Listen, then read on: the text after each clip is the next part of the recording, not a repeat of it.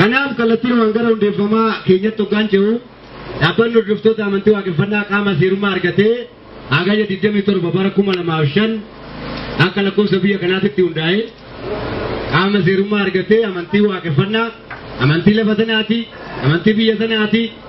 amantiin tun amantii kalee dhaloota keenya wajjin turte amantii odoo roorroon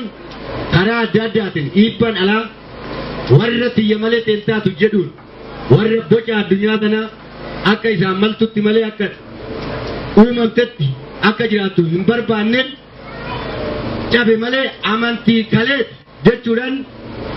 akka biyya keenyatti galmeechisiisee hojii amantii waaqeffannaa ifaaf bilisaan itti jalqabne jechuudha.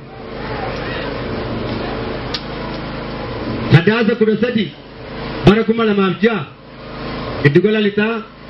amantii waaqeffannaa galma Naqamteetti yaa'ii waliigalaa godhachuudhaan horeeleen dhaabbata keenya barbaachisoo ta'an hundi ijaaramanii hojii amantii waaqeffannaa gaafa jalqabna jennu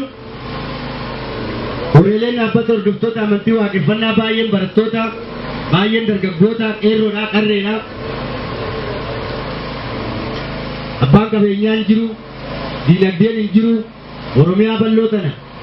keessa akkamiin waliin ga'uu dandeenya waaqeffannaa jechuudhaan marii ajandaa kanarratti taa'een giddugaloonni gurmaa'uu qabu giddugaloonni hundaa'uu qabu jechuudhaan horeeleen dhaabbata hordoftoota amantii waaqeffannaa yeroo san murteessitee giddugaloota 5 nama keenyatiin wal qabsiifnee giddugaloota 5 waaqeffannaa as buraayyuu giddugala lixaa Naqamtee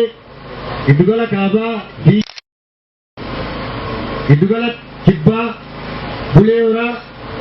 giddugala bahaa boosetti akka ta'u irratti waliigallee giddugaloota kana hundeessuudhaan aangoo itti gaafatamummaa isaanii heeran lafa kaayyannee nama tokkoon galmoota babal'isuu fi deemanii hojjechuun hooggansa koree sadarkaa dhaabbataatti jiru waan hin danda'amneef giddugaloota 5 kanaan hojii amantii waaqeffannaa tolchinee babal'ifna jechuudhaan giddugaleessi hundaa'ee akkaataa jedhameen giddugaleessaa Sadaasa 19 bara 2006 akka lakkoofsa biyya kanaatti hundaa'ee barana waggaa 5ffaa isaa guyyaa har'aa kana kabajuudhaaf Sadaasa 30 akkaataa sagantaan giddugala kanaa tolutti ji'a kana keessa adoon baane kabajuu qabna jechuudhaan guyyaa har'aa kana kabajnee warri itti dadhabdan warri itti rakkattan warri isinii gadi hoggaa itti arraba isinitti dheerattullee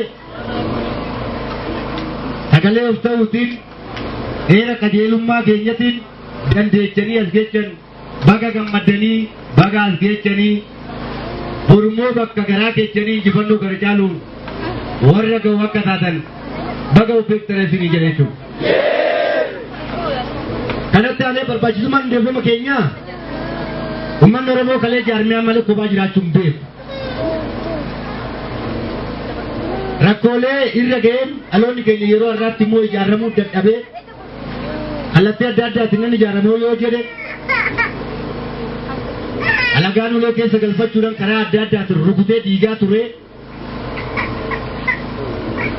Dhaloonni kun immoo